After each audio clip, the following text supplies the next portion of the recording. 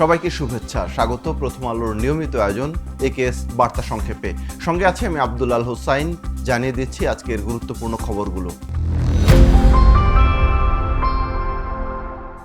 দেশে গত 2 বছরে শিশুদের নিয়মিত টিকাদানের ক্ষেত্রে যে ইমিউনিটি গ্যাপ বা রোগ প্রতিরোধ ক্ষমতার ঘাটতি তৈরি হয়েছে, হামের প্রাদুর্ভাবের সেটাই প্রাথমিক কারণ বলছে বিশ্ব স্বাস্থ্য সংস্থা।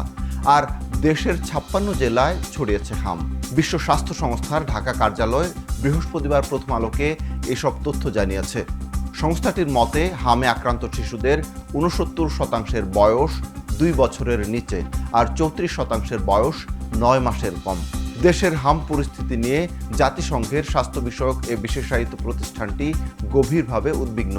এদিকে শুক্রবার ময়মনসিংহ মেডিকেল কলেজ হাসপাতালের হাম আইসোলেশন ওয়ার্ডে চিকিৎসাধীন 4 মাস বয়সী আরও এক শিশুর মৃত্যু হয়েছে।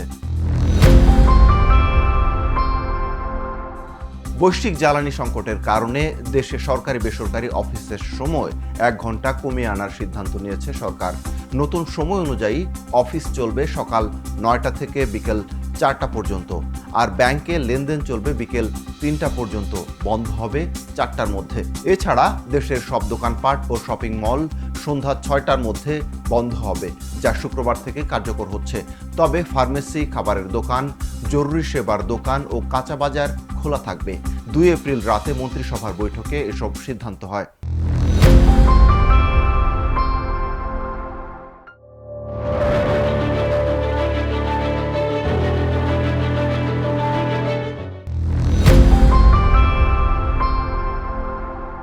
সিরাজগঞ্জে যাত্রীবাহী বাসের চাকা ফেটে নিয়ন্ত্রণ হারায় একটি বাস, গিয়ে ধাক্কা লাগে সড়ক বিভাজক ও ওভারব্রিজের সঙ্গে।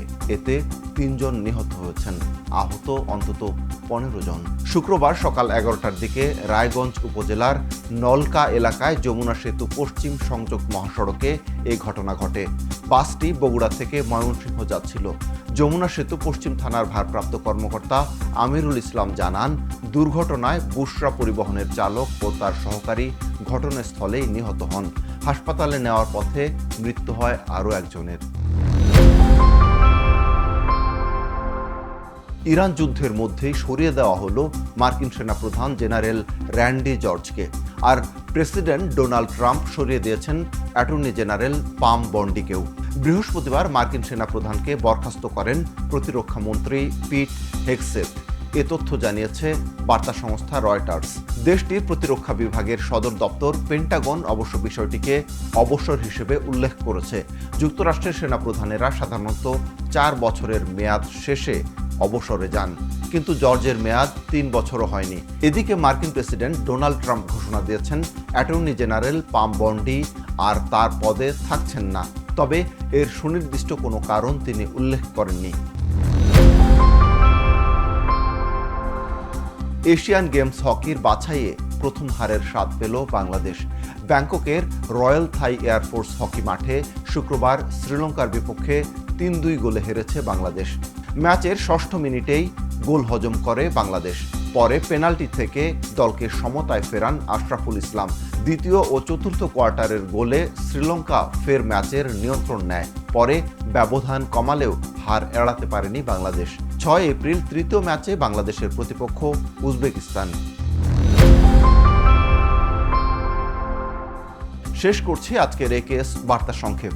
প্রতিদিনের এই আয়োজন দেখুন প্রথমআলো.com সহ আমাদের ইউটিউব চ্যানেল ও ফেসবুক পেজে।